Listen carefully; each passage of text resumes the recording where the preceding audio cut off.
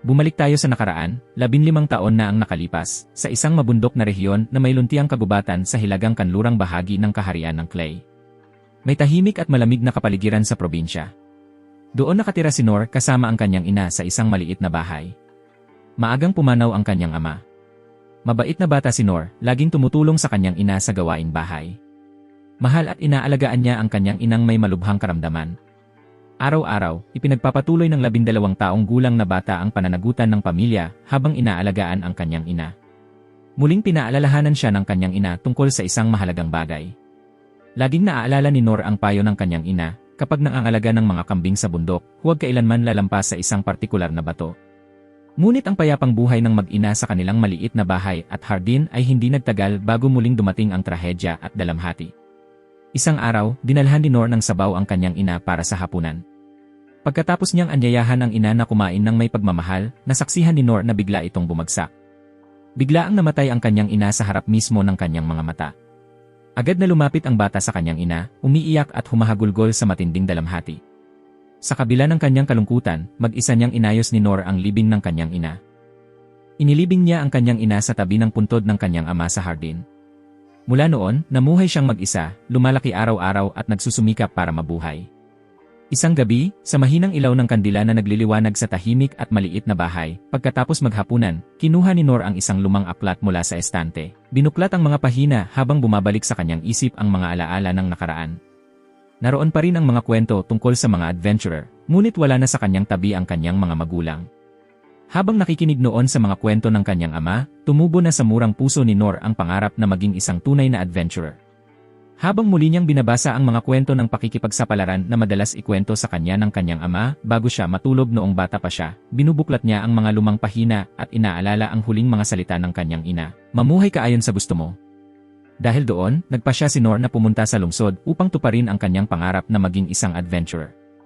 Ang binatang galing probinsya ay agad na nabigla sa masiglang tanawin ng lungsod. Habang humahanga sa masiglang mga kalsada, hindi nakalimutan ni Nor ang tunay na dahilan ng kanyang pagpunta roon. Dumiretso si Nor sa guild, at sa mga sinabi ng chairman, nalaman niya ang tungkol sa paaralan ng pagsasanay para sa mga klase. Ang paaralan ng pagsasanay sa mga klase ay isang lugar na dalubhasa sa pagtuturo at paghahanda ng mga profesional na adventurer para sa hukbo ng bansa. Nag-aalab ang determinasyon sa inosente niyang mga mata. Buong puso nang nagpasya si Nor na pumasok sa paaralang iyon upang matutunan ang mga kasanayan. Matyagang nagsanay si Nor sa paaralan ng mga swordsman sa loob ng maraming buwan.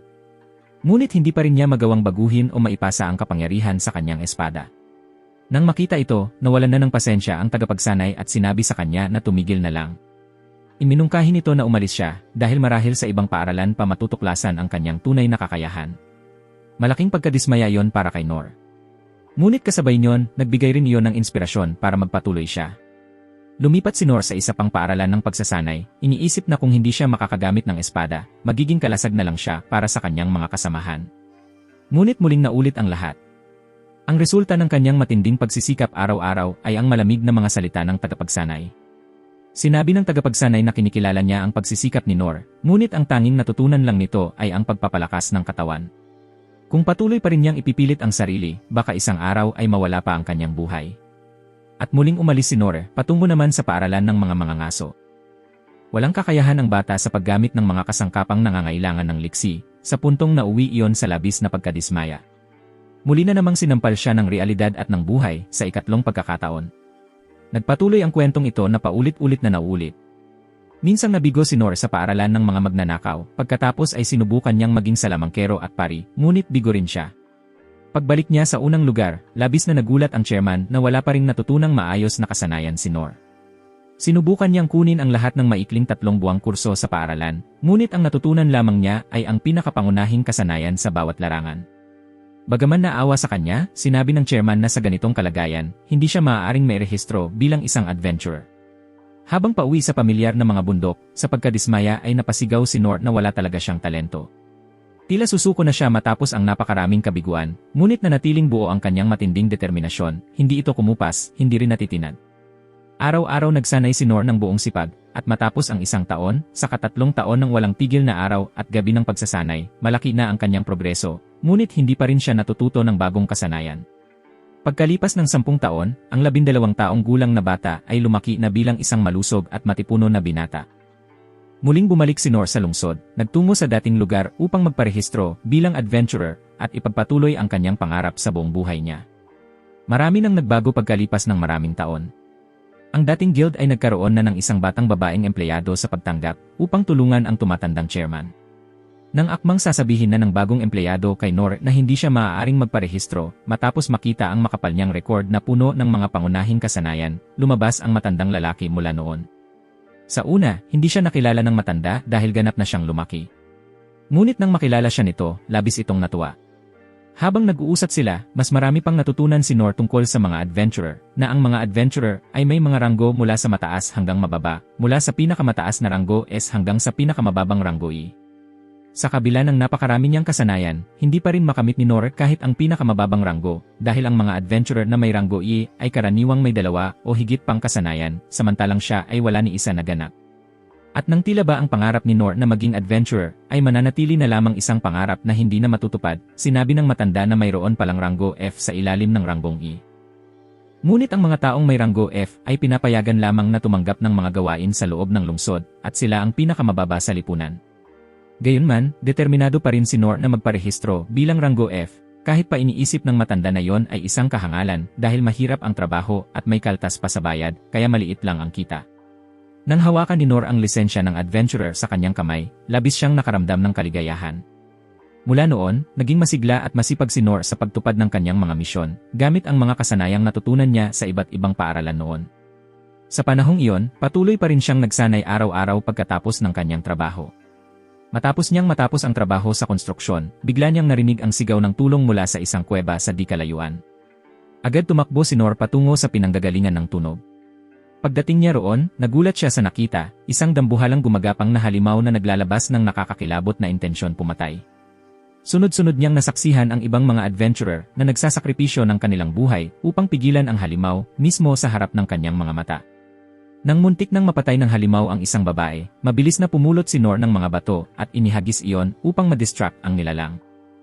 Ginamit ni Nor ang teknik ng Pranses na paghawak ng espada na pinaghirapan niyang pag-aralan sa loob ng maraming taon upang labanan ang halimaw. Matapos ang matinding labanan, nagawa ni Nor na protektahan ang nanginginig na dalaga at mapabagsak ang halimaw. Lumapit ang dalaga upang pasalamatan si Nor at nais niyang malaman ang pangalan nito. Ngunit sinabi ni Nor na ang katulad niyang tao ay hindi na kailangang banggitin at agad siyang umalis. Hindi niya alam na ang babaeng iniligtas niya ay si Prinsesa Lune. Bagaman nagtagumpay, napagtanto niyang kahit isang simpleng toro lamang sa lungsod ay maaari pa ring magbanta sa kanya ng ganoon kalaki. Buong puso nang nagpasya si Nor na magpursige palalo sa pagsasanay. Nilinis ng lahat ang bangkay ng halimaw at inilibing ang mga nasawing sundalo. Lumuhod si Prinsesa Lune sa tabi ng mga katawan ng mga sundalong nag-alay ng kanilang buhay upang protektahan siya bilang pagpapahayag ng kanyang pasasalamat. Dumating noon ang mga bantay, sina Guard at Ise na nagmamadaling pumunta sa lugar. Labis silang nag-alala para sa kaligtasan ng prinsesa. Habang nag-uusap pa sila, dumating si Dark Queen at agad na hiniling sa prinsesa na bumalik sa palasyo dahil nais siyang makita ng kanyang kamahalan. Pagkatapos makausap ni Lune, nakuha ni kanyang kamahalan Rain ang impormasyon tungkol sa halimaw na umatake sa kanya. Ito ay si Minotaurus, isang halimaw na may ranggong A na naninirahan sa Ibais. Iyon ay tinawag mismo sa gitna ng lungsod. Dahil dito, ipinagpalagay ni Kin na mga tao ang may kagagawan. Natukoy ang dahilan nito, isang singsing na nasa kamay ng isang patay na mangangalakal sa lugar. Sa pamamagitan ng pagsusuri ni Holy Mage Oiken, natukoy na ang singsing ay may nakalagay na napakadalisay na batong mahika, isang uri na hindi basta nabibili o naibebenta sa merkado. Batay sa mahikang nagmumula sa batong nakapaloob sa singsing, inakala ni Lord Oiken ang pinagmulan nito. Ang imperyo ng mahika na dilidat ang kahariang kaaway. Ang kanilang layunin ay hindi lamang patayin ang prinsesa, kundi hintayin ding ideklara ng kaharian ng Clay ang digmaan, upang makuha nila ang mga yaman mula sa Clay's Labyrinth, isang labirintong walang nakababalik. Bukod pa rito, patuloy na sinusubukan ni Rain na alamin ang pagkakakilanlan ni Nor, ang taong nagligtas sa prinsesa. Ayon sa ulat, bigla na lamang naglaho si Nor sa kanilang paningin, na parabang isang multo. Kinabukasan, bumalik si Nor upang kausapin muli ang matandang lalaki. Labis itong nagulat na buhay pa si Nor, dahil ang halimaw na lumitaw kahapon ay nakita malapit sa pinagtatrabahuhang lugar ng konstruksyon. Pagkatapos nilang mag-usap sandali, hindi pa rin inamin ni Nor sa matanda na siya ang nakalaban at nakatalo sa halimaw. Noon mismo ay natagpuan ni Prinsesa Lune si Nor at inanyayahan siyang lumabas upang mag-usap. Isa siyang salamangkera kaya nagamit niya ang mahika ng pagiging di nakikita at tunog insulasyon upang hindi sila maistorbo. Taos-pusong ipinahayag ni Lune ang kanyang pasasalamat kay Noor sa pagliligtas ng kanyang buhay. Nais ng prinsesa na bigyan siya ng regalo bilang pasasalamat at inimbitahan siyang makipagkita sa kanyang ama. Ngunit tumanggi si Noor. Nang makita niya ang matibay na determinasyon ng prinsesa, naalala niya kung paanong dati rin siyang ganoon katindi ang pagnanais na makapasok sa mga paaralan ng pagsasanay sa kasanayan, kaya lumambot ang kanyang puso at pumayag sa hiling ng prinsesa. Pagdating nila, labis na namangha si Noor sa karangyaan ng tahanan ng prinsesa. Nagpakilala rin silang dalawa habang naglalakad sa pasilyo mula sa pagpasok sa tarangkahan ng kastilyo hanggang sa pagharap sa hari. Sa buong paglalakad, ang dalawang bantay na sina Agnes at Robert ay hindi ipinakita ang mabuting pakikitungo kay Noor, may halong malamig at hindi magiliw na asal sa panauhin ng prinsesa. Habang nasa kastilyo, walang kamalay-malay si Noor na nakikipagharap na pala siya mismo sa hari at sa kanyang kamahalan, kaya nakagawa siya ng ilang kilos na hindi sinasadyang bastos. Hindi iniintindi ni Noor ang tungkol sa regalong pasasalamat, ang tanging gusto lamang niya ay makauwi na at maligo matapos siyang bigla ang dalhin roon ng prinsesa. Matapos paulit-ulit tanggihan ni Noor ang mga mahahalagang handog ng hari, mga kayamanan at lupain, sa wakas ay tinanggap din niya ang kayamanan ng hari. Ngunit sinabi ng hari na iyon ay isang bagay lamang na kanyang napulot. Sa kanyang pag-uwi, nilapitan siya ng bantay ng prinsesa na si Agnes upang humingi ng paumanhin sa hindi magandang asal nito noong pagtanggap at nagpasalamat sa kanya sa kanyang kabayanihan. At nang ipakilala ni Noor ang kanyang pangalan, biglang may naalala si Agnes, ngunit hindi niya ito binanggit. Nang akala ni Noor ay makakaalis na siya, hinarap naman siya ni Bantay Robert sa isang hamon. Habang nagtataka si Noor kung bakit siya hinahamon ni Robert, dinala siya ng Royal Guard sa lugar ng pagsasanayan para sa isang labanan. Sa laban, sunod-sunod na ipinamalas ni Robert ang kanyang lakas sa bawat teknik, maging ang kanyang pinakamalakas na galaw, ang Dragon Glide. Ngunit kayang-kaya ni Noor na iwasan ang lahat ng iyon nang walang kahit isang dalos. Gayunman, hindi niya namamalayan ang tunay niyang lakas at inakala niyang pinapabayaan lang siya ni Robert upang hindi mapahiya sa harap ng kanyang mga tauhan. Matapos niyang maiwasan ang Dragon Glide, kusa na siyang sumuko, iniisip na hindi pa ibinubuhos ni Robert ang buong lakas nito. Pagkaalis ni Noor, labis na nagulat sina Robert at ang kanyang mga kasamahan nang makita ang malalalim na uka sa sahig na iniwan ni Noor nang gamitin niya ang pagpapalakas ng katawan at ang teknik na ninja feat sa dulo ng laban. Hindi man niya natalo si Noor, napaupo si Robert at napaisip tungkol sa kanyang pinagdaanang pagsasanay. Mula pa noong unang pagkakataon na humawak siya ng sibat, naramdaman na niyang mayroon siyang talento. Mula probinsya hanggang lungsod, mula tao hanggang halimaw, wala pang nakatatalo kay Robert. Ngunit dahil doon, labis siyang nainis sapagkat masyadong mahihina ang kanyang mga kalaban kumpara sa kanya. Dumating pa sa puntong kahit nang igawad sa kanya ang marangal na titulo bilang Spearsen, hindi na niya iyon pinansin. Matagal na niyang ninanais na makatagpo ng kalabang tunay na malakas, tulad ng kanyang guro.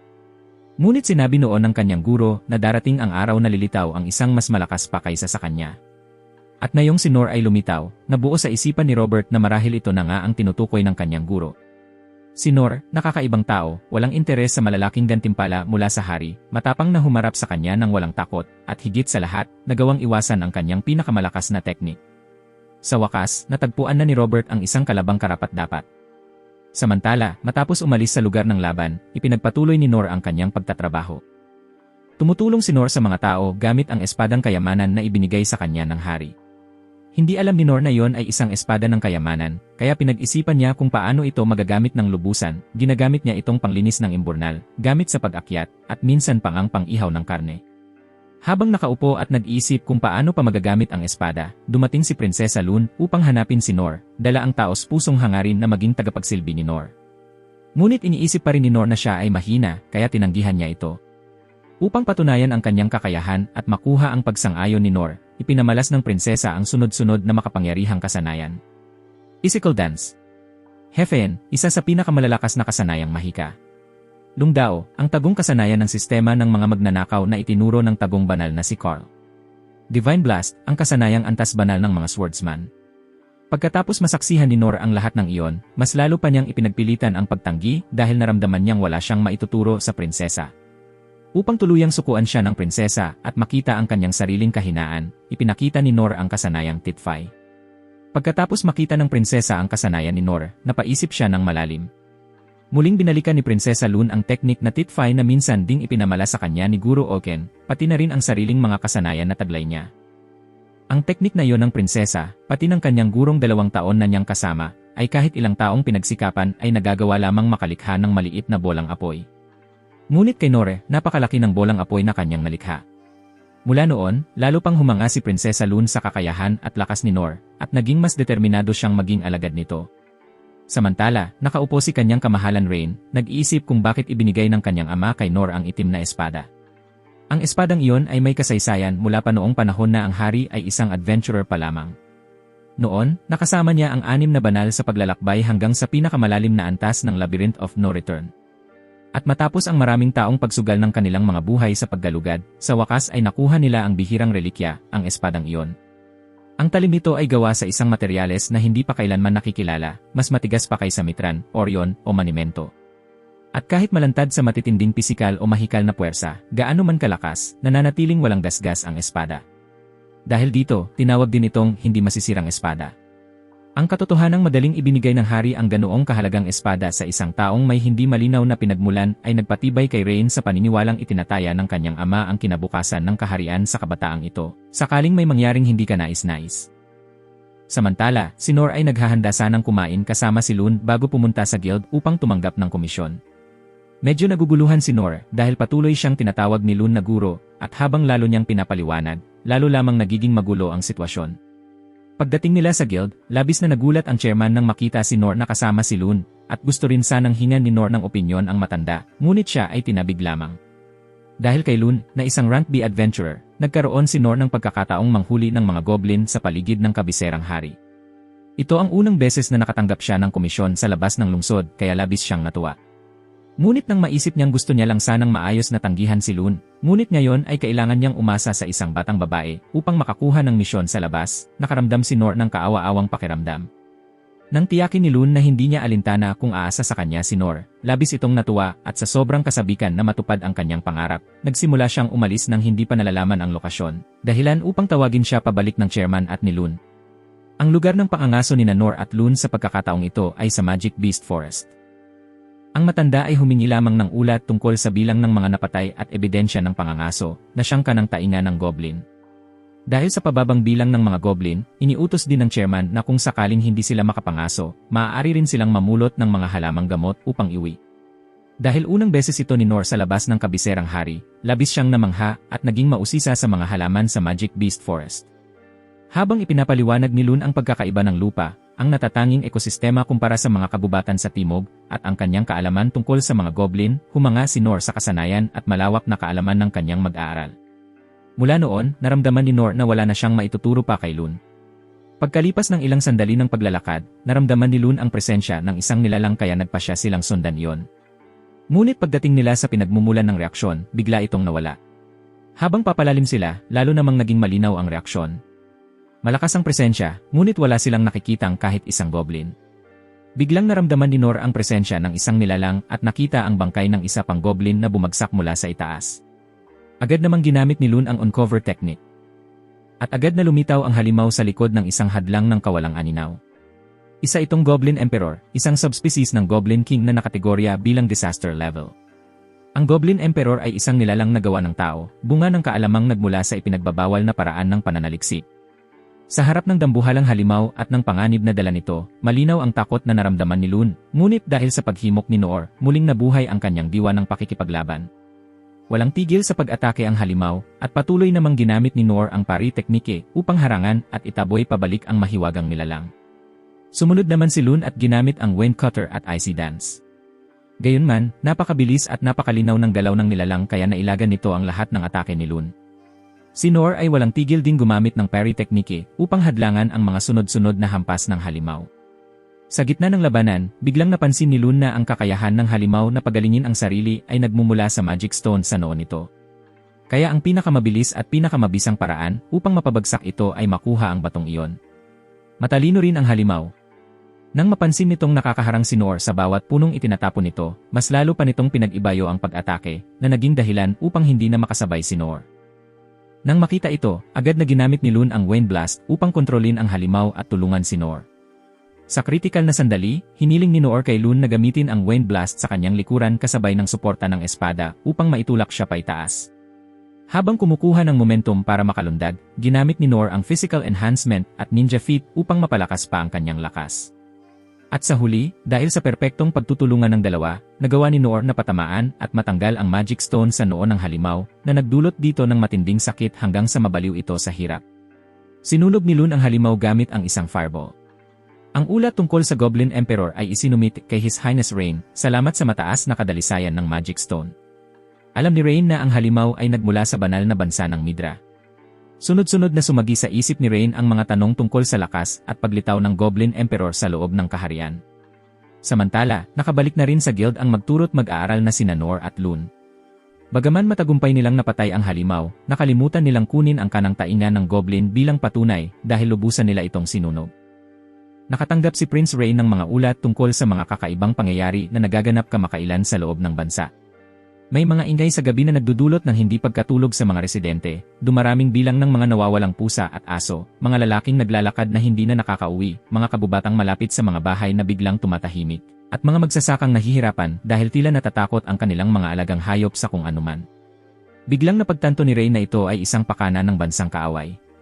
Agad niyang inutusan ang kanyang mga tauhan na tipunin ang lahat ng miyembrong marunong gumamit ng uncover at search, ipinag-utos na sundin ang kanyang mga tagubilin, at kagyat na ipinatawag ang 6 na santo. Sinisi ni Rain ang sarili dahil hindi niya agad natukoy ang pakana ng kalaban. Samantala, masayang nag-enjoy sina Noor at Lun sa isang kainan gamit ang mga gantimpala mula sa kanilang unang pangangaso. Tila espesyal para kay Noor ang pagkain iyon dahil ito ang gantimpala mula sa kanyang unang misyon sa labas ng kabiserang lungsod simula nang maging isang adventurer siya. Habang naghahanda ng umalis si Lun, dumating si Rain at hiniling sa dalawa na pumunta sa isang syudad sa kabundukan nang hindi sinasabi ang mapanganib na sitwasyon ng bansa. Sumang-ayon si Noor sa paglalakbay na ito ayon sa sinabi ng chairman dahil maganda ang mga kondisyon. Ngunit ang totoong dahilan kung bakit tinanggap ni Noor ang misyong ito ay dahil hindi pa siya kailanman nakasakay sa karwaheng hinihila ng kabayo at gusto niyang subukan ito. Nais din niyang makaalis sa kabiserang lungsod upang makapaglibot at makita ang mga tanawin sa paligid. Habang nasa biyahe, patuloy na namamangha si Noor sa napakagandang tanawin sa daan. Ngunit kabaligtaran ng kasiyahang nadarama ni Noor, si Lun ay palaging balisa dahil sa mga salitang binitiwan ng kanyang kapatid na si Rain bago sila umalis. Sinabi ni Rain sa kanila ang magiging ruta ng kanilang paglalakbay. Una, sakay ng karwahe patungong hilagang kanluran ng kabiserang lungsod, tungo sa syudad sa kabundukan ng Tauros, mananatili roon ng ilang araw. At kung walang anumang kakaibang mangyari, tatawid sila sa kabundukan upang makarating sa karatig bansa, ang banal na kaharian ng Midra. Sinabi rin ni Rain na para lamang itong isang paglalakbay na parang turismo, at umaasa siyang walang mangyayaring masama. Ngunit ang mga salitang iyon ang lalong nagdulot ng kaba kay Lun. Sa puntong iyon, nagsalita si Ines upang pagaanin ang loob ng prinsesa. May lihim na utos si Ines mula kay Prince Rain na ilayo ang prinsesa mula sa kabisera at protektahan siya anuman ang mangyari sakaling may kaguluhan sa kaharian. Habang nagpapatuloy ang biyahe, nagkaroon ng pag-uusap sina Noor at Ains, at ipinakita ni Ines kay Noor ang kanyang dalisay na kalasag. Isang uri ng mahiwagang kalasag na hindi basta-basta napapasok ng kahit anong sandata o mahika. Lubos na humanga si Noor sa kalasag na yon at taos-pusong pinuri ang kakayahan ni Ines. Ang papuri ni Noor ay nagpaalala kay Ines ng kanyang nakaraan. Si Ines ay isang ulila. Matapos siyang ampunin pansamantala sa isang ampunan, natuklasan niya ang kanyang kakayahan, ang dalisay na kalasag. Minsan, habang ipinapakita niya ang kanyang kakayahan sa isang kaibigan, tinamaan ng kalasag ang kamay ng kaibigang curious na humawak dito, dahilan para masugatan ang batang si Ines. Pagkaraan noon, pumunta ang batang Ines sa mga direktor ng institusyon at pinasubok na muli ang kanyang kapangyarihan. Nakilala ni Teacher Oiken na ito ay isang biyaya mula sa langit, isang pambihirang kakayahan sa kasaysayan na may lakas na kayang pumutol ng kahit ano, maging ang wasakin ang isang buong kaharian. Simula noon, tinanggap si Ines ni Shield Saint Dandon upang turuan at sanayin sa tamang paggamit ng kalasag. Gayunman, hindi pa rin tuluyang nakawala si Ines sa takot na makasakit ng iba, kaya lumaki siyang nag-iisa at laging may pag-ingat. Sa kanyang alaala, ilang ulit nang lumitaw ang pangalang Noor. Noong isang pangangaso ng mga halimaw kasama si Teacher Dandon, napakaraming halimaw ang lumitaw kaya nahirapan ang hukbo sa pagpigil sa mga ito. Ang mga salitang binitiwan ng guro, sana nandito si Noor, ay nagbigay ng malalim na pag-isip kay Ines. Ilang ulit na niyang narinig ang pahayag na yon noon pa. Dahil dito, nakaramdam siya ng selos sa isang taong hindi pa niya nakikilala, ngunit kinikilala ng kanyang iginagalang na guro. At ngayon, nasa tabi na niya ang taong iyon, muling sumiklab ang damdaming iyon ng pagkalito at selos. Ngunit agad niyang kinontrol ang kanyang emosyon at ibinaling ang buong atensyon sa tungkuling protektahan ang prinsesa. Habang nagpapatuloy ang kanilang paglalakbay, biglang napansin ni Noor ang isang bagay na gumagalaw sa gitna ng parang. Agarang ginamit ni Loon ang uncover upang lumitaw ang mahiwagang nilalang. Samantala, sa kabiserang lungsod ay nagkaroon ng kaguluhan. Napakaraming mahiwagang nilalang ang lumitaw, at hindi sapat ang puwersa ng hukbo ng kaharian upang labanan ang mga ito. Agad na ipinag-utos ni Rain sa hukbong espadachim na harangin ang mga daan at ilikas ang mga sibilyan. Lahat ng 6 na santo ay ipinatawag upang lumaban at pigilan ang mga halimaw, protektahan ang kabisera, at gamutin ang mga sugatang sundalo. Nagsimula ang isang tunay na labanan, at labis na nabahala si Rain sa kaligtasan ng grupo ni Nalun. Sa panig na ito, matapos alisin ni Loon ang Super Invisibility Layer, isang batang mula sa lahi ng mahika ang nawalan ng kontrol sa pagmamanipula ng mahiwagang nilalang. Sa sandaling iyon, nang muling magkaroon ng malay ang halimaw, agad nitong inatake ang batang lalaki. Ang halimaw na iyon ay ang Black Death Dragon. Sa mismong sandaling iyon, agad na tumakbo si Nor upang protektahan ng bata, kahit pilit siyang pinigilan ni Ines dahil napakadelikado nito. Habang naglalaban, bumuga ng napakalakas na lason ang halimaw na parang palakang may kamandag, at tinamaan din ng lason si Nor kaya unti-unting nawalan siya ng kontrol sa kanyang katawan. Naisa nang tumulong agad ni Loon, ngunit pinigilan siya ni Ines dahil siya ang huling pag-asa ng kanilang pamilya. Ngunit biglang tumayo si Nor at muling hinarap ang halimaw kahit lubha na siyang nalason. Ang kanyang ginawa ay hindi isang padalos-dalos na kabaliwan, kundi ang mismong imahe ng pinapangarap ni Ines, isang taong kahit isakripisyo ang sariling buhay, ay tatayo pa rin upang protektahan ang iba. Isang tunay na kalasad. Ngunit sa huli, muling pinabagsak si Nor ng halimaw. Samantala, ang mga batang kabilang sa lahi ng mahika ay ikinulong ng mga tao sa madidilim na piitan. Itinuturing silang mga isinumpang bata ng mga tao dahil ipinanganak silang may kapangyarihang isinumpa, ang kakayahang manipulahin ang mga mahiwagang nilalang. Ang kanilang pagkain ay napakahamak, mas masahol pa kaysa sa ipinapakain sa mga alagang hayop. Ang kakayahang ito ay orihinal na nilikha upang kontrolin lamang ang mga hayop, ngunit kalaunan ay ginamit ng ilan upang manipulahin ang mga mahiwagang nilalang na nagdulot ng napakaraming pagkamatay sa mga digmaan. Dahil dito, labis na kinamuhian ng mga tao ang lahi ng mahika. Isang araw, dahil lamang tumingin siya pataas sa isang tagapagbantay, brutal na binugbog ang isang batang lalaki mula sa lahi ng mahika. Nang tanungin niya kung bakit siya binubugbog, lalo pa siyang sinaktan hanggang sa hindi na makilala ang kanyang mukha. Pinagutom siya ng 3 araw at tubig lamang ang ipinainom sa kanya. Pagkatapos ay dinala siya sa liwasan upang ipahiya, sigawan at saktan ng mga tao. Nang matuklasan ng mga tao na kaya niyang magbasa ng isip, lalo nila siyang kinamuhian. Sa kabila ng mga pagmamalupit at kahihiyang dinanas, hindi kailanman nagtanim ng galit ang batang iyon laban sa mga tao. Hindi niya ginustong maranasan pa ng sinuman ang mga pinagdaanan niya at lalong ayaw niyang makakita muli ng dugo. Isang araw, tinawag siya ng tagapagbantay at inutusan na kontrolin ang isang mahiwagang nilalang at akayin ito patungo sa kaharian ng Clay. Kapalit nito, siya at ang iba pang batang katulad niya ay hindi na raw sasaktan at bibigyan pa ng masasarap na pagkain. Dahil sa sakit at pagdurusang kanyang tiniis, nang marinig niya ang kaakit-akit na pangako, napagpasyahan niyang pumayag.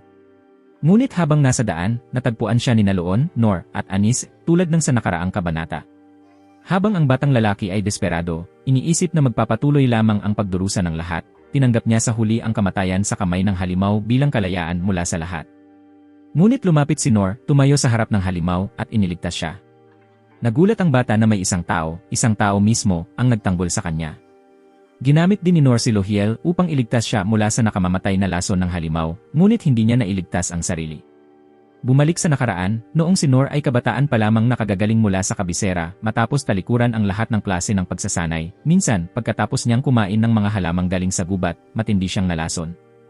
Ngunit kahit ganoon, hindi siya sumuko at nagpatuloy pa rin sa kanyang pagsasanay araw-araw. Isang umaga, paggising niya, napansin niyang wala ng sakit ang kanyang tiyan. Bumalik siya sa gubat upang mamitas muli ng mga halaman, ngunit sa pagkakataong iyon, natuklaw siya ng isang makamandag na ahas.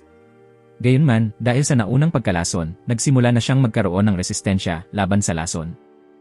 Mula noon, lalo siyang nahumaling sa pagkain ng mga hayop na may lason, iniisip niyang masarap ang mga ito, at lalo ring lumakas ang kanyang resistensya laban sa lason. Naalala ni Nor ang kwentong iyon, kaya't mas nakumbinsi siyang mas masarap pa siguro ang karne ng halimaw na ito kaysa sa mga hayop na dati na niyang kinain. Tumalon si Nor at muling nakipaglaban sa halimaw, dahilan upang mabigla ang batang lalaki, si Loon, at si Anise. Nang palubuhin ng palaka ang bibig nito upang lumikha ng lasong hangin, tinamaan ito ni Nor ng matinding atake sa leeg, dahilan upang sumabog ang halimaw. Nang marinig ni Nor mula sa bata na nangako itong dadalhin ang halimaw sa lungsod, nagkaroon ng hindi sinasadyang hindi pagkakaunawaan dahil sa payak niyang pag-isip. Inakala niyang ito ay isang malaking bagay, isang pinagkukunan ng pagkain para sa lungsod, kaya't labis siyang nagsisi at paulit-ulit na humingi ng tawad sa bata dahil napatay niya ito. Labis ding humanga at na-impress si Nor nang sabihin ng bata na mayroon itong kapangyarihang kontrolin ang mga nilalang ng mahika. Nang takot na umamin ang bata na isa siyang nilalang ng mahika, isang napakapayak na kaisipan ang pumasok sa isip ni Nor. Nais sana niyang magkaroon ng ganoong kakayahan upang makiusap sa mga hayop sa bukid na tumulong sa pagsasaka. At hiling niyang maipapadala ng mga kalapati ang mga sulat nang hindi na kailangang mag-alala sa mga mailap na asong umaatake sa gabi. Habang lalo itong iniisip ni Nor, lalo siyang humanga sa kakayahang iyon. Tunay na kinilala ni Nor ang kapaki-pakinabang na kakayahan ng batang lalaki. Nang marinig iyon, napaiyak ang batang mula sa lahi ng mahika dahil simula pagkasilang ay wala pang taong kumilala o nangailangan sa kanya. Para kay Nor, ang batang ito ay isang taong may kakayahang kainggitan ng iba, ngunit siya mismo ay hindi alam ang sariling halaga. Lumapit si Nor at marahang hinaplos ang ulo ng bata, tapat na inaalo at hinihikayat ito. Noon ay agad ding tumakbo sina Anice at Loon upang tingnan ang sitwasyon. Labis silang nagulat nang malaman nilang kayang labanan ni Nor ang lason. Alam ni Loon na ang lason na nilikha ng halimaw ay hindi lamang nakamamatay, kundi isa ring nakalalasong usok na kayang tunawin maging ang lupa. Ang tanging kakayahang nagligtas kay Nor ay ang banal na hangin, na pinanday mula sa kaluluwa at katawan tulad ng isang banal, katulad ng banal na hininga ni Guru Si, ang pinakamataas na antas ng pambihirang pagsasanay. Nagulat din sina Anice at Loon nang marinig mula kay Nor na nangako ang batang lalaki na dadalhin ang halimaw papunta sa lungsod. Sa gitna ng pagtatanong, sa isang tingin pa lamang ay agad nang nalaman ni Anice na ang batang lalaki ay isang alipin. Nang tanungin ni Nor ang pangalan ng bata, nalaman nilang Rolo ang pangalan nito. Naramdaman din ni Loon ang hiya at pagkasikip ng pag-isip dahil tiningnan lamang niya ang isang lahing sinasabing mapaniil sa halip na isang batang walang patutunguhan. Kaya hiniling niya kay Ines na isama na lang ang bata. Ngunit tumanggi si Ines dahil sa banal na bansang Midra na patutunguhan nila, ipinagbabawal ang pagpasok ng lahi ng mahika. At kung may iwan mag-isa, tiyak na hindi siya makakaraos. Habang nag-aatubili pa ang lahat, biglang narinig ang tinig ng isang lalaki. Kakaiba, akala ko matagal nang patay ang pangalang iyon. Lumapit ang lalaking iyon upang kunin si Rolo at hindi maganda ang tono ng kanyang boses. Mabilis kumilos ang lalaking may puting buhok. Hinugot niya ang kanyang kutsilyo at agad tumalon patungo sa kinaroroonan ni Rolo, ngunit hinarang siya ni Nor gamit ang kanyang espada. Nagpatuloy ang lalaki sa pag-atake habang binabanggit na papatayin niya si Rolo. Tulad ng kidlat ang bilis ni puting buhok sa pag-atake, ngunit palaging nasasalag ni Nor. Hindi maunawaan ni Loon ang nangyayari dahil sobrang bilis ng kilos ng dalawang lalaki. Samantala, nanatiling malapit si Ines at patuloy na pinoprotektahan si Loon. Patuloy na nagrereklamo ang estrangherong lalaki, sinasabing nakakainis ang taong humaharang sa kanya. Kumilos siya kasing bilis ng kidlat upang putulin ang ulo ni Nor, at napakalakas ng hampas niya kaya napatigil si Nor sa pagkagulat. Napagtanto ni Nor na mas mabigat pa ang lakas ng hampas na yon kaysa sa puwersa ng gumagapang na halimaw na tinalo niya noon. Pagkatapos ng napakalakas na atake, nabasag din ang talim ng espada ng lalaki. Sunod-sunod at napakabilis niyang inatake si Nor, kaya nagawa na lang ni Nor na ipagtanggol ang sarili batay sa instinct. Sobrang lakas ng mga alon ng puwersang dulot ng labanan ng dalawa. Walang makalapit.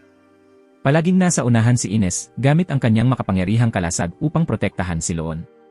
Sa itsura ng lalaki, nakilala at nakumpirma ni Ines na ang lalaking may puting buhok ay si Yaru. Isa siyang dating adventurer na may ranggong S. Ito ay isang taong kinatatakutan at iniiwasan pa ng 6 na banal. Ayon kay Guro Okon, natutunan ni Yaru ang teknik ng alkimya ni Drakon noong bata pa at nakamit ang bansag na Dragon Slayer sa edad na 13. Pagkatapos noon, kinilala siya at kumalat ang kanyang pangalan, umaakyat sa tuktok ng mundo ng mga adventurer. Sa kabila ng kanyang pambihirang talento, naging target siya ng mga mangangaso dahil hindi niya palaging ginagamit ang kanyang labis na kakayahan para sa kabutihan. Ayon sa mga tala, pinaslang niya ang 36 na tao mula sa mga mangangalakal ng Serinza. Nais na ring bawiin ng Adventurer Guild ang kanyang titulo ng ilang ulit, ngunit hindi nila magawa dahil sa malalaking kontribusyong na ibigay ni Yaru sa guild, gaya ng pagpatay sa mga halimaw na may antas ng sakuna. Dahil sa napakaraming opinyon tungkol sa titulo ni Yaru, nanatiling nakabinbin ang kanyang kaso hanggang ngayon. Handang tanggapin ni Yaru ang anumang misyon basta't sulit ang kabayaran. Sinunod din niya ang utos ng kanyang mga kliyente, kahit pa ang ibig sabihin nito ay wasakin mag-isa ang isang hukbo at patayin ang lahat ng maharlika ng isang kaharian. Wala siyang konsepto ng kabutihan o kasamaan. Maraming adventurer din ang nagtangkang hamunin siya para sa napakalaking gantimpalang nakapatong sa ulo ni Yaru. Ngunit ang kinalabasan ay puro bangkay na lamang ang naiwan. Walang tigil na inatake ni Yaru si Nor, hanggang sa halos maubos na ang kanyang mga kutsilyo, kaya't inialok ni Nor na babayaran niya ang mga ito bilang kabayaran. Inisip ni Yaru na kakaibang tao si Nor na may kakaibang espada. Pagkatapos, pinakawalan ni Yaru ang kanyang huling atake, mula sa isang talim, nagkaroon ng 12 ng espada. Ang teknik na ito ay kayang pumatay ng daan-daang tao sa isang iglap. Dahil ito ay isang ilusoryong sandata na siya mismo ang lumika, tinawag niya itong Silver Cross. Sa harap ng daan-daang espada, ginamit ni Nor ang kanyang katawan upang protektahan si Rollo. Nang makita ang mapanganib na sitwasyon, balak sanang tumulong ni Ines, ngunit naalala niya ang kanyang misyon, ang protektahan ang prinsesa habang nasa pagkatapon. Ngunit sa huli, sumali rin si Ines sa labanan, gamit ang Divinor upang depensahan laban sa daan-daang espada. Tiningnan ni Nor ang sitwasyong nasa kanyang harapan, tila imposible itong mapagtagumpayan. Ang mga ataking pinakawalan ni Ines ay tila walang tinatamaan sa puting buhok na lalaki. Nagkaisa sina Ines at Nor sa isang plano, si Ines ang dedepensa, at si Nor ang maghahanap ng paraan upang mapatigil si Yaru. Napansin ni Nor na ang mga lumilipad na espada ay kumikilos na parang mga buhay na nilalang. Dahil sa karanasan niya sa pagtugis ng mga kawan ng ibon na mas mabilis paroon, at sa pagharap sa mga kuko ng halimaw na kanyang natalo, may naisip siyang paraan. Sinabihan niya si Ines na alisin ang mga kalasag sa harapan niya kapag siya ay nagbigay ng senyas. Ginamit ni Nor ang physical enhancement at ang kanyang kasanayan sa paghahagis ng bato, itinapon ang mga natitirang kuko upang basagin ang Silver Cross, dahilan upang ito ay bumagsak. Lubos na nagulat si Ines sa kakayahan ni Nor sa paghahagis. Napakaganda ng naging koordinasyon ng dalawa. Sa sandaling muntik nang tumama ang talim ni Yaru sa mata ni Ines, agad na kumilos si Nor at naitabig ang espada ni Yaru. Ang mabilis na reaksyong iyon ni Nor ay labis ding ikinagulat ni Yaru. Bagaman ang espada ni Yaru ay gawa sa adamantese, tuluyan din itong nabasag sa lakas ni Nor. Matapos ang sunod-sunod na mabilis na palitan ng atake, napansin ni Yaru ang kakaibang katangian ng espadang hawak ni Nor. Sa huli, pumayag si Yaru na itigil ang labanan. Binanggit din niya ang isang engrandeng pista sa Royal Capital, ngunit mariin niyang sinabi na mas mabuting huwag itong salihan. Agad siyang tinanong ni Ines, ngunit hindi malinaw ang naging sagot ni Yaru. Bago umalis, may sinabi pa siya kay Nor. Marami na akong nakilalang mga taong kakaiba noon, pero si Nor ang pinakabaliw sa lahat.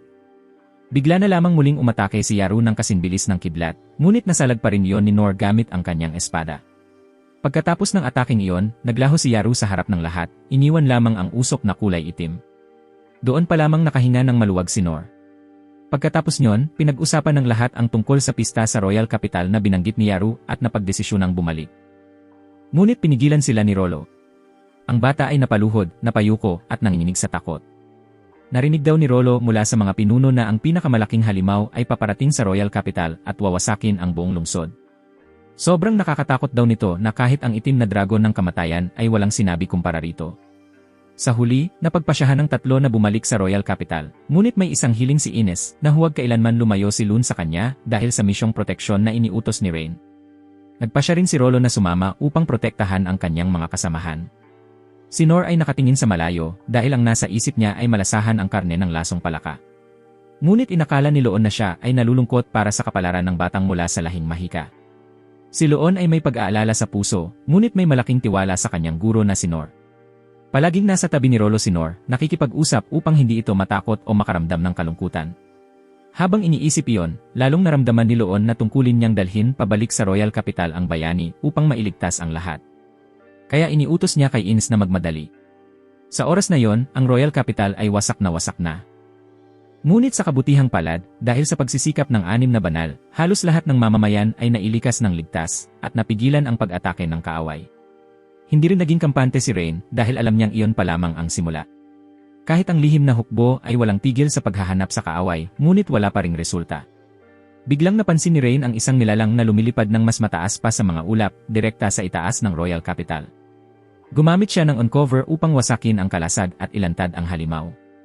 Isa itong napakalaki at mabagsik na dragon. Ang anyo at lakas nito ay labis na nagpatahimik kay Rain sa pagkabigla. Ang nilalang na iyon ay ang dragon ng sakuna.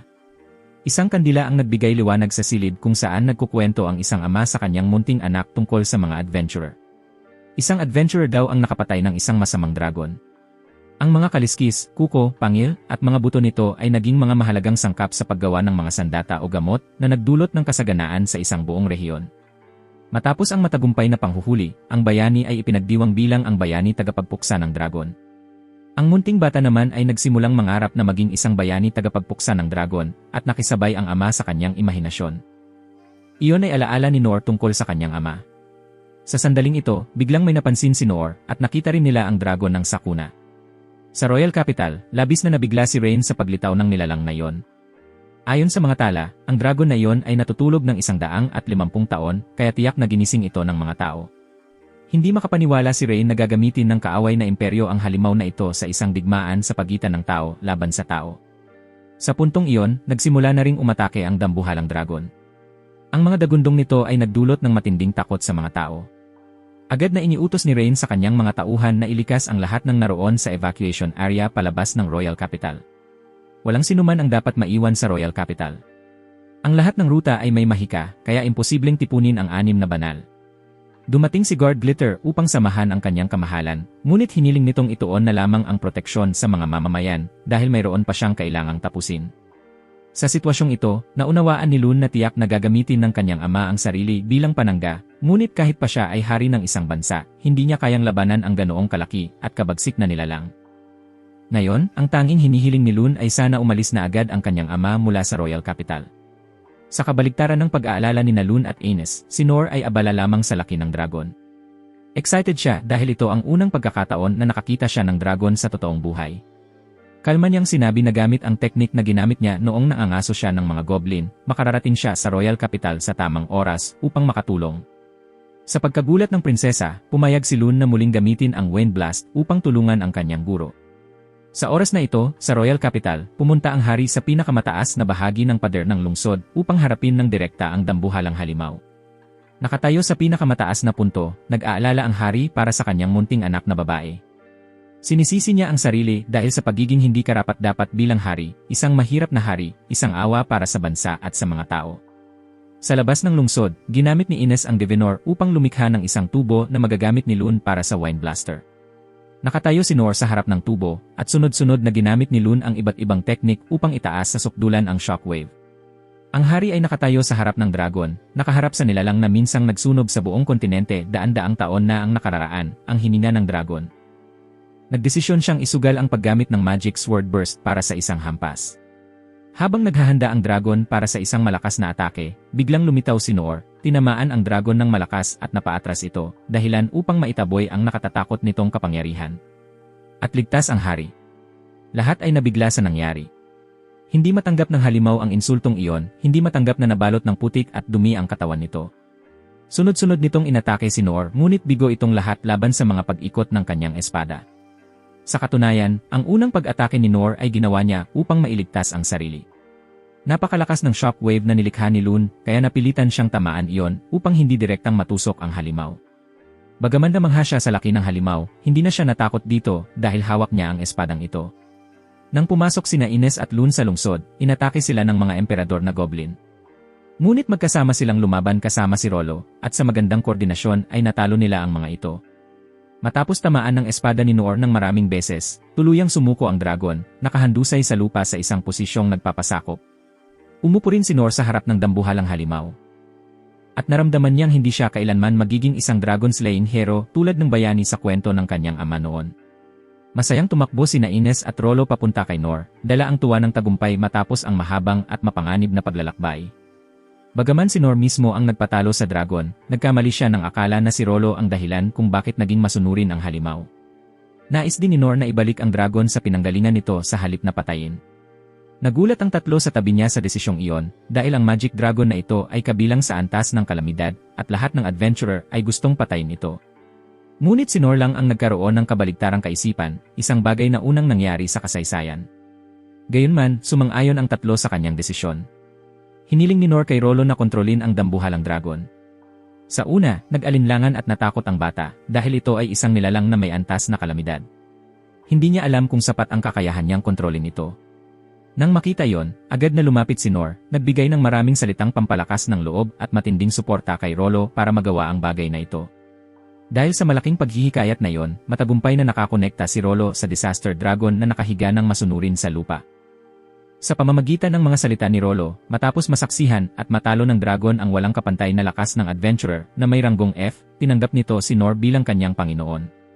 Ang pambihirang pangyayaring ito ay labis na ikinagulat ni Ines at Lune.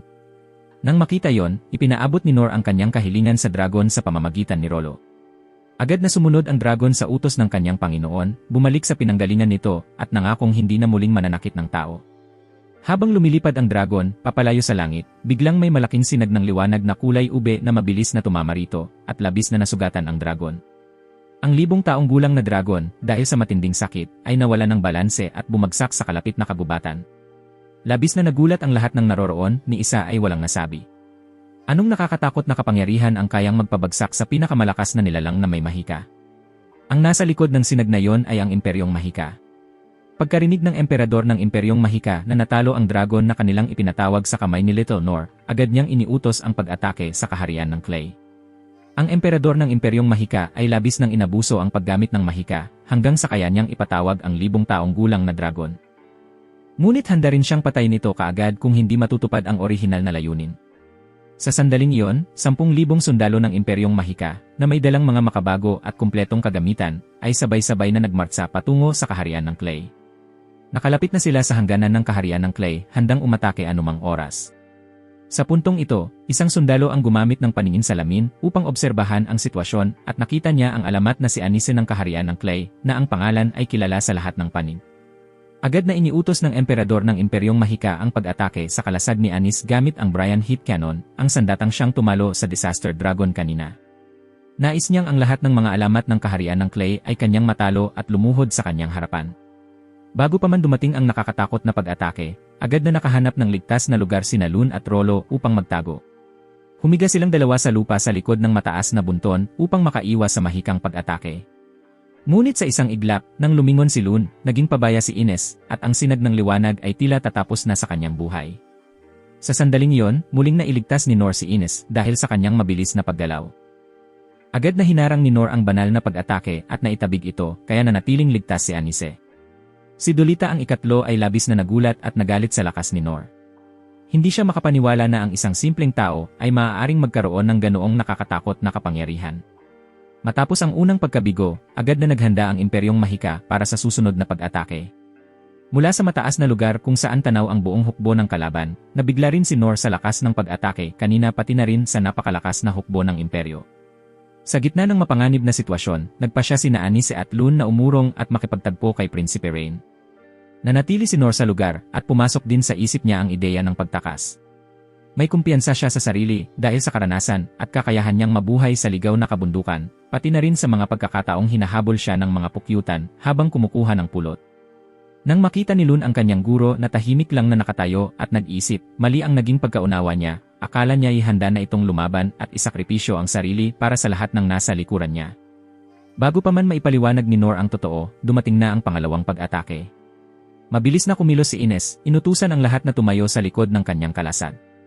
Pagkatapos ng matinding tunggalian sa loob ng isipan, tuluyan nang nagpasya si Nor na manatili upang bumili ng oras para makatakas ang tatlo.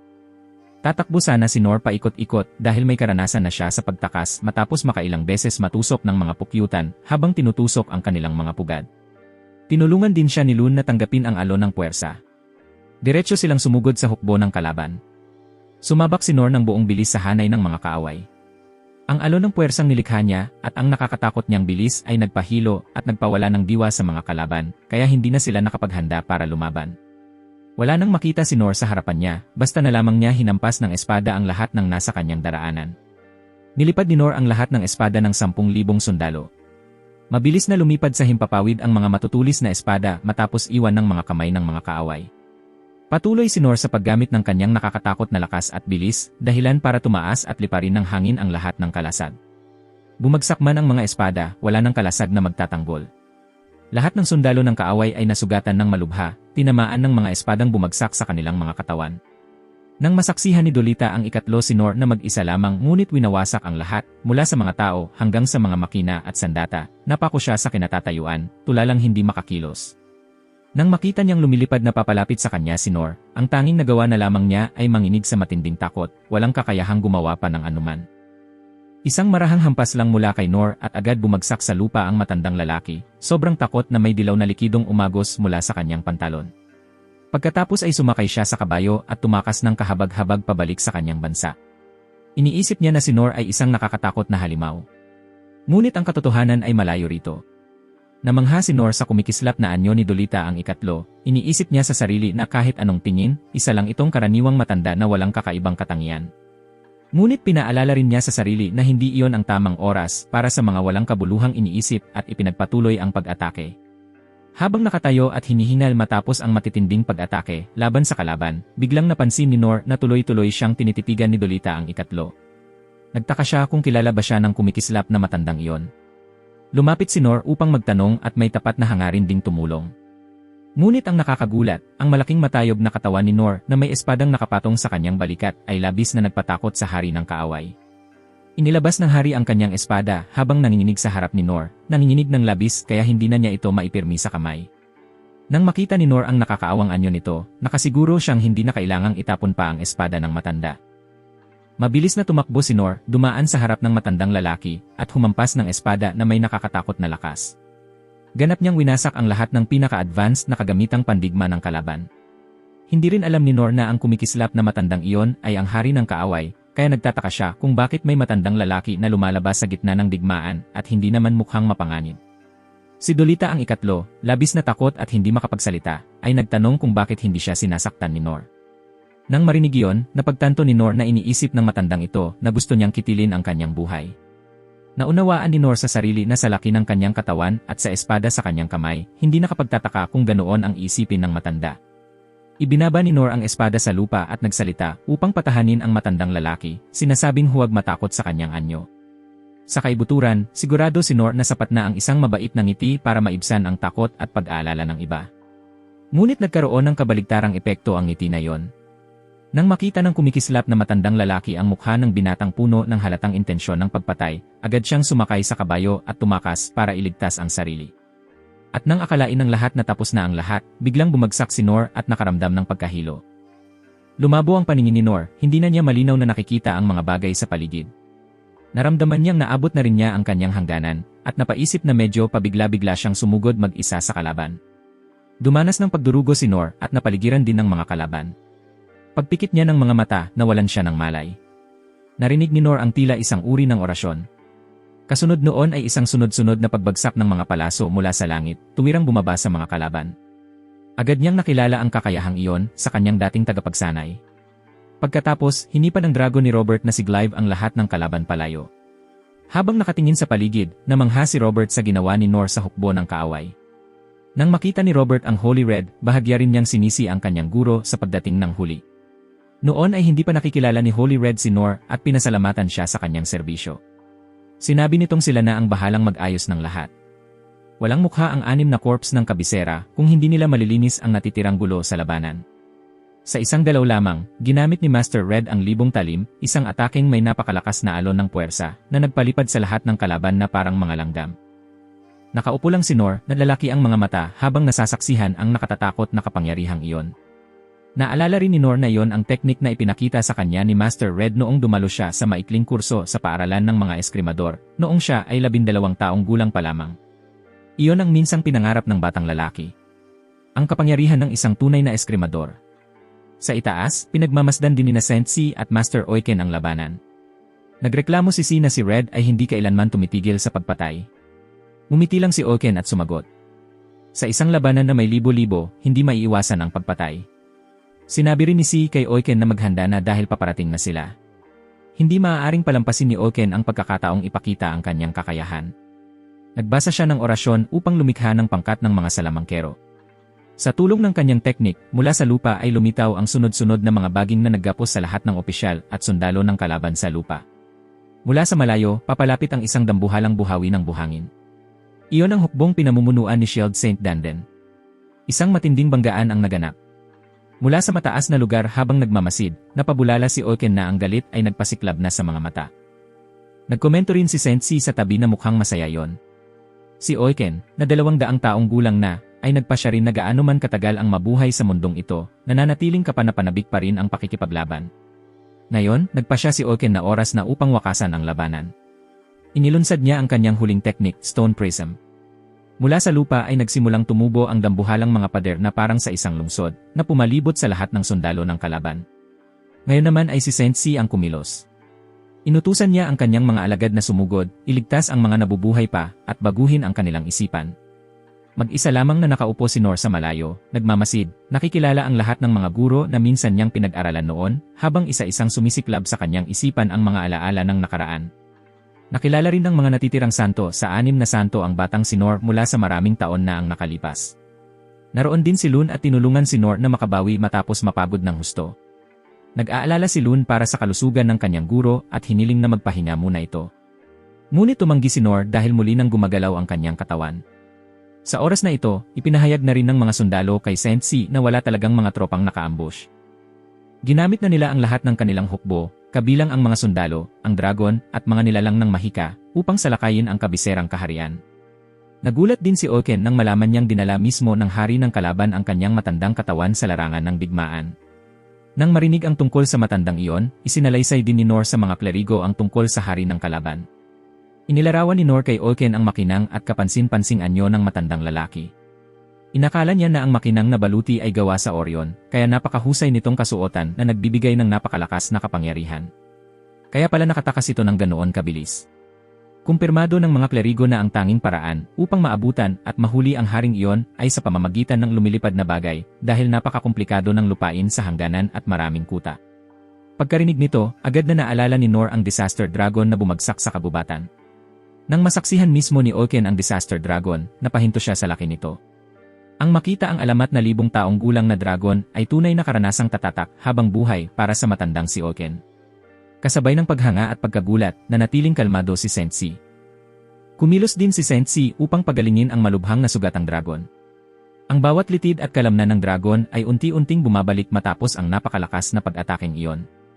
Nakilala rin ni Sensi si Nor matapos ang maraming taon na hindi pagkikita. Nang marinig ito, nagulat si Oken at nagtanong kay Si. Nagsalita rin si Nor upang batiin ang dalawang ginoo na matagal na niyang hindi nakikita. Nag-alala si Saint Oken tungkol sa pagsakay sa dragon, ngunit tiniyak ni Nor na magiging maayos ang lahat dahil naroon si Rollo. Humarap si Oken kay Rollo at tinanong kung may tiwala ba siya sa sarili na magagawa ito, ngunit isang iling lamang ang kanyang natanggap. Nagdilim ang mukha ni Oken sa sagot na yon, ngunit nagsalita si Nor upang pagaanin ang sitwasyon. Tiniyak pa rin niya na ang tumam sa dragon ay si Rollo, hindi siya, nang hindi binibigyan ng pagkakataon ang bata na ipaliwanag ng buo ang nangyari. Muling nagkamalay ang dragon. Umungol ito ng malakas at gustong maghiganti. Napahanga at napatango si Oken sa respeto dahil kayang-kaya ni Rollo na patahimikin at sundin ng dragon ang utos ng amo nito. Muling nagtangka si Rollo na magpaliwanag, ngunit hindi siya pinatapos ni Nor. Sa pamamagitan ng mental na koneksyon, sinabi ni Rollo na nais nang umalis agad ng Disaster Dragon. Tinanong ni Nor kung sino ang mauuna sa pag-alis. Si Inese at Lun ang unang nagboluntaryo. Lahat ay sabay-sabay, bawat isa may sariling misyon. Nakipagkomunikasyon si Rollo sa dragon. Pinrotektahan ni na Ines at Lun si Rollo. Binabantayan ni Sensi ang kalagayan ng dragon. Ginamit ng Thief Cleric ang stealth skill at sumama ang prinsipe para makipagnegosasyon. Kahit natatakot sa taas, nagpasya pa rin si Nor na sumakay sa dragon dahil gusto niyang umalis si Rollo, kaya hindi siya maaaring manatili. Nang makita niyang ligtas at maayos ang kanyang ama at kapatid, hindi maitago ni Lun ang kanyang tuwa, tumakbo at niyakap ang dalawa. Si Inese naman ay lumuhod, handang tanggapin ang anumang parusa mula sa prinsipe dahil nagbalik siya ng mag-isa imbis na dalhin ang prinsesa sa Midra. Ngunit lumuhod ang prinsipe upang pasalamatan si Inese sa pagpapanatiling ligtas ng kanyang kapatid. Nagtiwala ang hari at ipinasa kay Rain ang pagpapasya pagdating sa bansa ng kaaway at hiniling kay Nor na protektahan ang kanyang dalawang anak. Pasensya kung masyado kitang pinapagawa. Lumipad ang dragon ng mataas. Nagsimula ang paglalakbay. Tiningnan ni na Shield Saint Danden at Red si Nor na lumaki at naging napakalakas. Nakikita nila na ang kanilang kagustuhang tanggapin at turuan ang bata noong nakaraang taon ay tunay na isang anyo ng sukdulang kasiyahan sa sarili.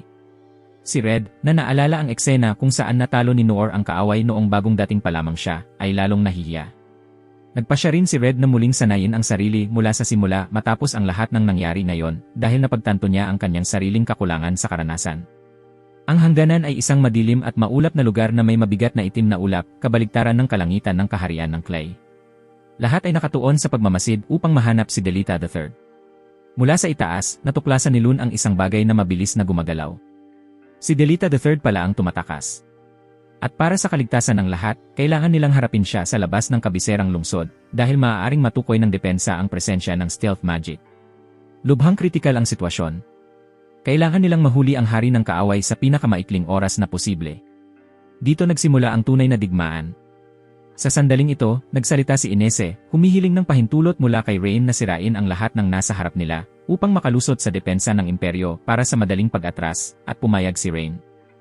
Gumamit si Inese ng Diviner's Shot upang atakihin ang mga pader ng lungsod, winasak ang lahat sa daraanan upang malinis ang daan pabalik. Magkasama sina Lune at Rain sa pagnanais na masundan ang kinalabasan ng labanan. Lumingon-lingon si Lune. Lahat ay may kapangyarihang hindi maisip at nagtipon-tipon dito. Ngunit wala siyang kaalam-alam na si Nor ay takot sa taas hanggang sa sukdulan. Si Delida III ay tumakas pabalik sa lungsod sa isang miserableng kalagayan.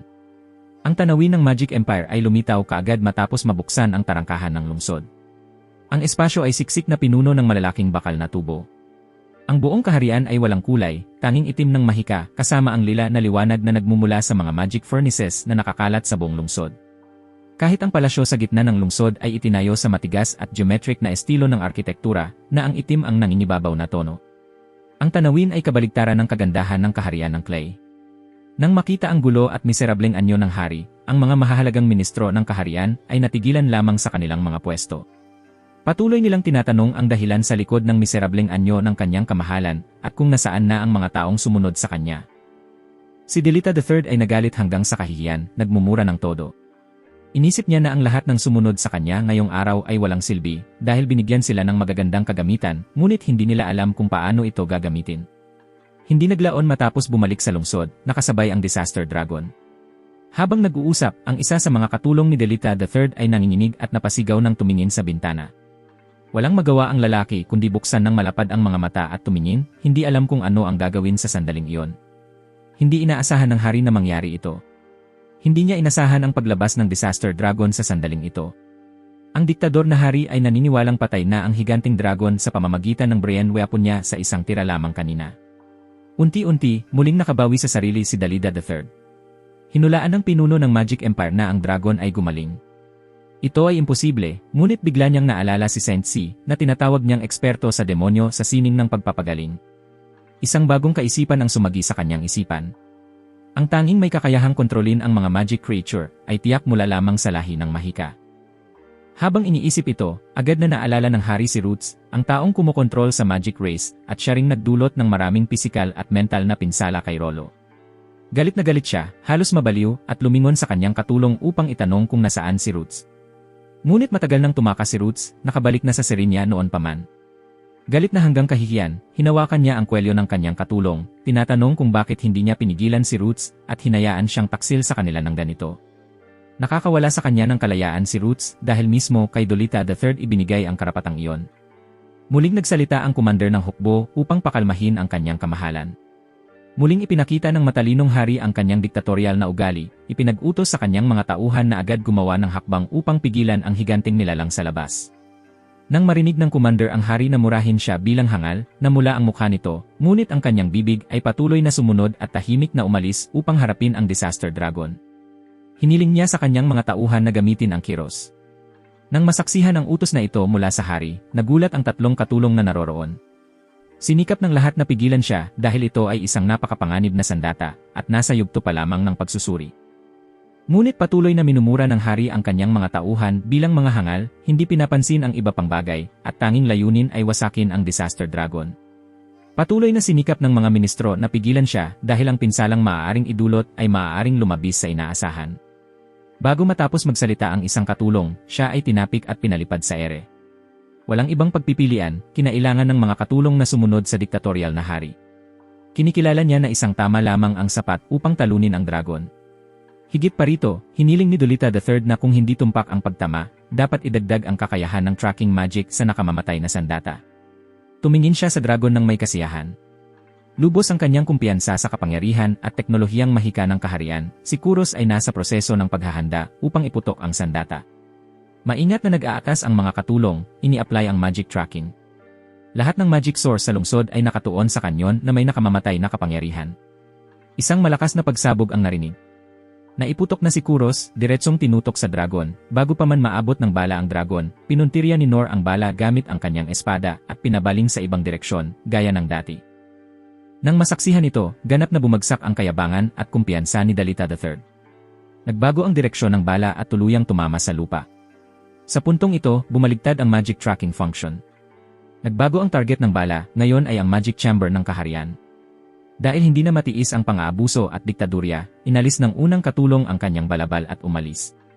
Nang makita na hindi maganda ang sitwasyon, ang natitirang dalawang katulong ay tumakas din, iniwan ang hari ng nag-iisa, miserableng pinapanood ang pagbagsak ng kaharian.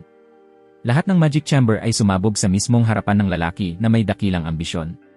Ganap na bumagsak si Dolita III sa harap ng kanyang trono.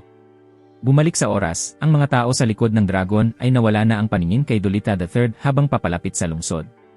Si Noor ay nawawala ng malay dahil sa airsickness, ngunit dahil ginigising siya ni Lune, muling nakabawi siya ng kamalayan. Matapos panatilihin ang kanyang espiritu, naramdaman niya na may paparating.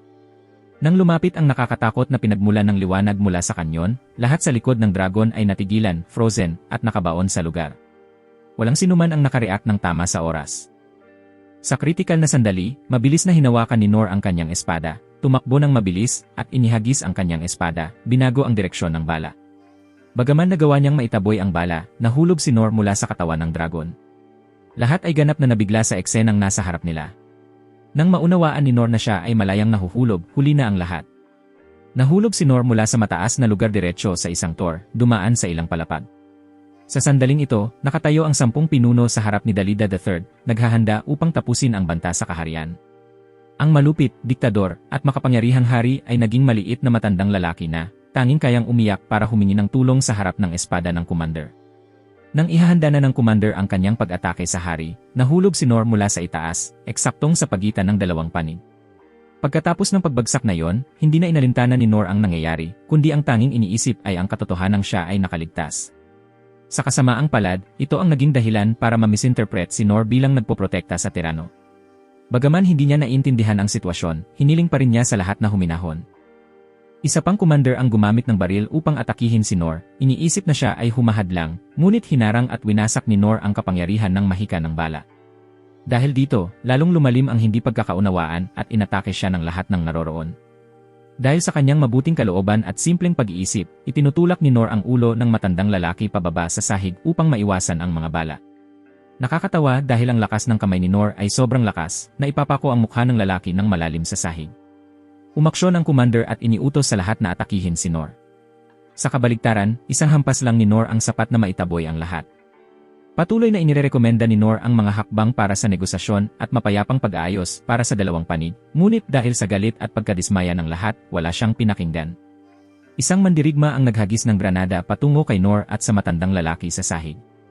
Sa instinct ng pagtugon sa panganib, sinipa ni Noor ang matandang lalaki na nakahiga at nakayuko sa sahig, itinulak siya ng malayo at naitama ang kanyang ulo sa pader. Patuloy na nagtatapon ng granada ang matandang lalaki upang atakihin si Noor. Muling hinila ni Noor ang matanda at pinabagsak ng malakas sa sahig upang maiwasan ang granada, dahilan upang mabasag ang korona ng hari sa maraming piraso.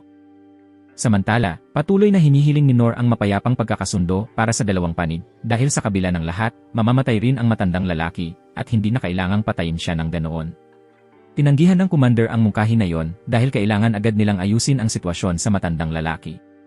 Ang dahilan sa likod ng desisyong ito ay ang kaaway, ang kaharian ng Clay, ay umatake ng malalim sa kanilang bansa, at dinala pa ang Disaster Dragon, kaya kailangan ipakita ng Magic Empire ang kabutihang loob, patunay na ayaw na nilang makipaglaban. Ang tanging paraan upang maisakatuparan ang planong ito ay maipakita ang ulo ng pinuno upang maiwasan ang matinding digmaan sa bansa. Sa puntong ito, dumating si Rain at ang lahat upang makipagnegosasyon. Nagsalita si Rain upang itigil ang nagpapatuloy na gulo.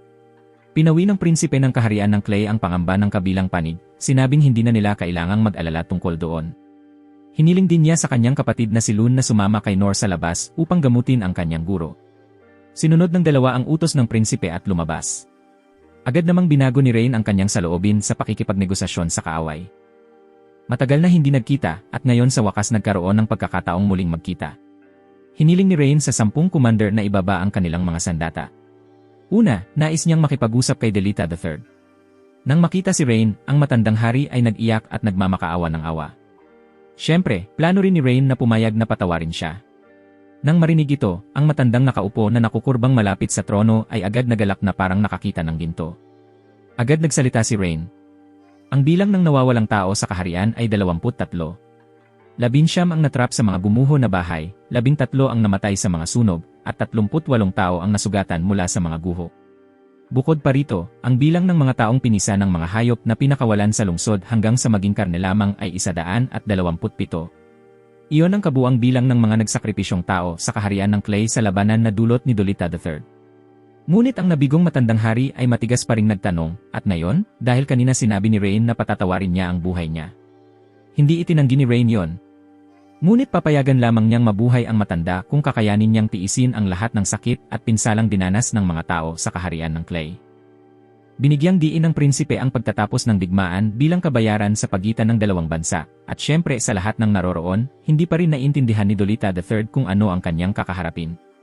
Agad na nagsalita si Saint C upang magpanatag, sinasabing hindi siya mamamatay kahit pamapunit ang kanyang mga kamay at paa o masugatan ang kanyang mga internal na bahagi. Sa huli, gagalingin siya ni C ng sapat para maipagpatuloy ang pag-uusap ng dalawang panig. Nang marinig ito, ang mga gilid ng bibig ni Dolita III ay nanginginig habang nagmamakaawa, at ang kanyang pantalon ay basa, na naglabas ng dilaw na likido gaya sa labanan. Sa puntong ito, natapos na ni Rain ang misyon na iniatas ng kanyang ama. Natapos na rin ni Lun ang pagpapagaling kay Guro Nor.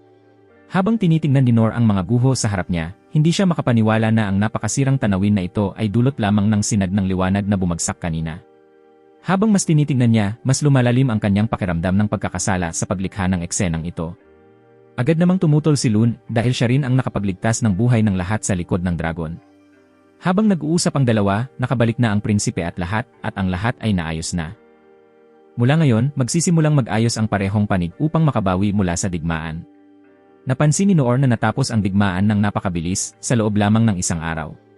Si Dolita III naman ay kusang bumaba sa trono. Ang susunod na tagapagmana ay ang kanyang 10 taong gulang na pamangkin. Dahil bata pa ang susunod na hari, kailangan niyang magkaroon ng regent upang tumulong. At ang 10 pinuno na nakilala ni Noor kanina ang magsisilbing regent para sa bagong hari. Nagpahayag din sila ng taos-pusong pasasalamat kay Noor, dahil sa kanya, hindi nalugmok ang bansa sa isang digmaang sibil. Nais din ni Nor na tumulong sa paglilinis ng mga guho na dulot ng digmaan. Sa puntong ito, sinabi ni Rollo na nababagot na ang disaster dragon at nais nang bumalik. Kaya't lahat ay sumakay sa dragon pabalik. Habang bumabalik, hiningi ni Nor kay Rollo na sabihin sa dragon na lumipad ng mas mababa dahil natatakot siya sa taas. Ngunit inisip ni Lun na ang aksyong iyon ay pagpapakita ng pag-aalala ni Nor para sa pinsalang maaaring idulot sa kaibigang bansa. Ligtas na nakabalik ang lahat. Natapos ang misyon. Nais din ng hari na gantimpalaan si Nor.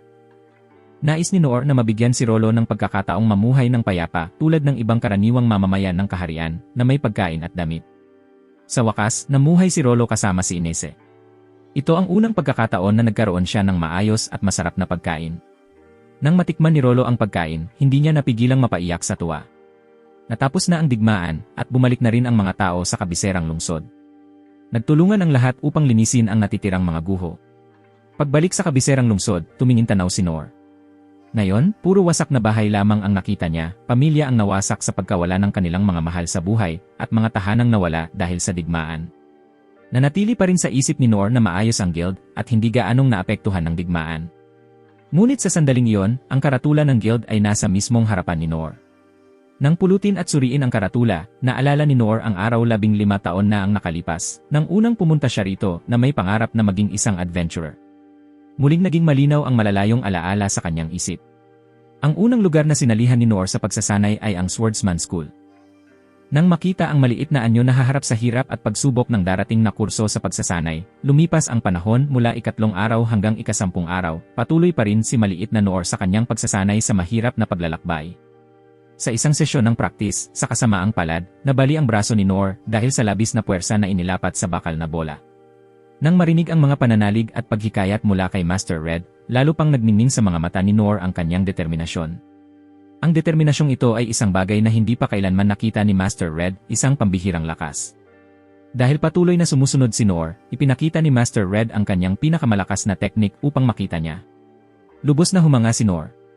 Ito ay isang teknik na may bilis na mahirap abutin kahit sa antas ng kasanayan sa espada ni Red. Ang hindi inaasahan ng guro dito ay ang 12 taong gulang na batang ito ay talagang naunawaan ang ritmo ng paggamit ng teknik ng hayagan. Mula sa sandaling iyon, nakita rin ni Master Red na sa ganitong kalidad, kung ituturo, ang talento at antas ng kasanayan sa espada ni Noor ay maaaring maging katumbas o mas mataas pa kaysa sa kanya. Ngunit sa 3 buwan ng masigasig na pagsasanay, si Noor ay nakakuha lamang ng pari technique. Dahil dito, pinayuhan siya ng guro na umalis at maghanap ng ibang paaralan ng pagsasanay. Patuloy na lumahok si Noor sa kurso ng pagsasanay sa Warrior School. Pagkalipas ng 2 buwan mula sa simula ng pagsasanay, ang kondisyon ng katawan at lakas ni Noor ay pantay na sa iba. Hindi rin inaasahan ng cleric na ang isang batang gaya niya ay makakaraos hanggang sa sandaling ito. Nang may kasamang madulas sa itaas na nagdulot ng pagbagsak ng isang malaking bato, ang iba ay lahat tumakbo palayo. Ngunit si Noor lamang ang nanatili, hinarap ito. Ang matibay na espiritu ng bakal na ito ang nagpatunay sa cleric ng kanyang kakayahan. Sa kabila ng talento, pagkatapos ng 3 buwan, si Noor ay kaya lamang gumamit ng physical enhancement. Kaya muling umalis ang bata. Ang kanyang susunod na destinasyon ay ang Archer Training School. Pagpasok pa lamang niya sa pintuan, hinarap siya ng cleric na pinapagawa siyang magtapon ng mga bato sa mga layuning napakalayo. Ngunit madali niyang tinatamaan ang mga layunin at kaya pa niyang gawin ito ng maraming ulit. Sa panahon ng pagsasanay, pinayagan lamang siya ng cleric na magtapon ng bato at hindi gumamit ng pana dahil bawat pana na kanyang hinawakan ay nabasag. Sa 3 buwang iyon, patuloy niyang tinatamaan ang gitna ng kalasag na nagdulot ng isang lunok. Dahil hindi siya makagamit ng pana at palaso, muling umalis ang bata sa 2 pagkakataon. Nagpatuloy si Noor sa Scout Training School.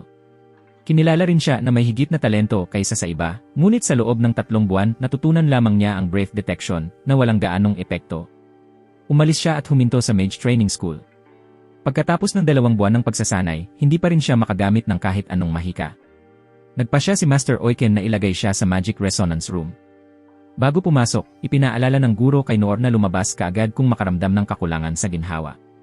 Ngunit sa loob ng maraming araw, hindi pa rin siya lumabas na nagdulot ng pag-aalala kay Master Oiken. Pagkatapos ng maraming araw sa Resonance Room, naipraktis niya ang isang kasanayan na 50 taon ding sinanay ni Master Oiken bago matagumpay itong nagamit. Ngunit base sa kasanayang iyon lamang, hindi pa rin siya makakagawa bilang adventurer. Kaya't nagtapos ang 3 buwan ng pagsasanay sa kanyang pag-alis. Sa huling paaralan ng pagsasanay, tinanggihan si Noor ni Saint C dahil hindi pa siya nakagawa ng blessing ritual at hindi rin siya isang pre-designated na estudyante. Ngunit determinado si Noor na hindi aalis hanggat hindi siya tinatanggap sa paaralan. Mula isang taglamig hanggang sa susunod, patuloy na tumayo si Noor sa harap ng pinto ng training school.